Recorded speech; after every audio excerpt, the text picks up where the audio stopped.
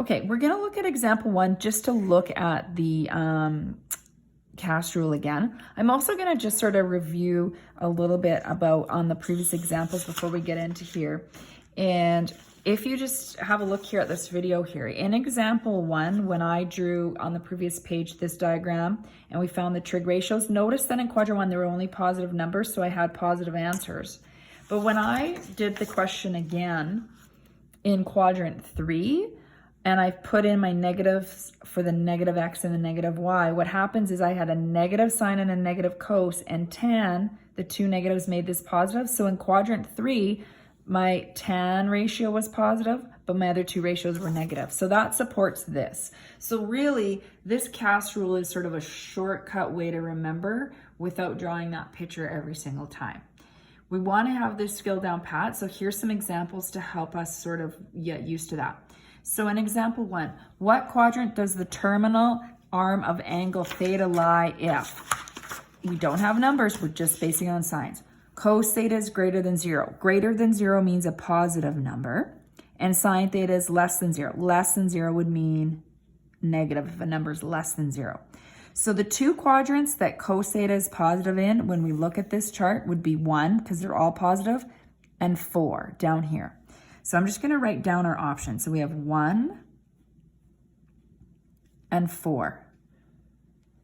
Let's look at where sine is negative. So sine is negative. Well, we don't, instead of just looking at these pictures, what I do is sine's positive in 1 and 2, so I know it can't be there now. So that leaves sine is negative in 3 and 4. I mean, this diagram has all the details in it, so you probably got that right away. So for this angle to satisfy both of these conditions, which is the part that overlaps? 4. So therefore the answer is in quadrant 4. All right, good idea to pause the video if you can, read B, try B on your own, then hit play again and continue watching.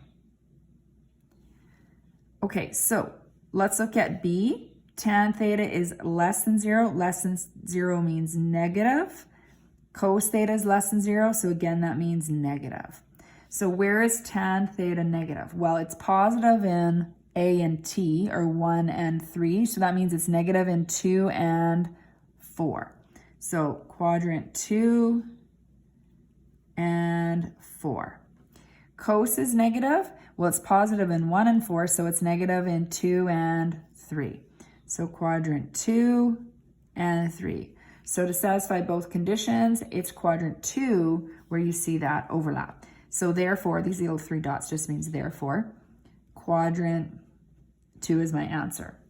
So that's a skill. You'll get this kind of information a lot, is to just determine what quadrants angles are in.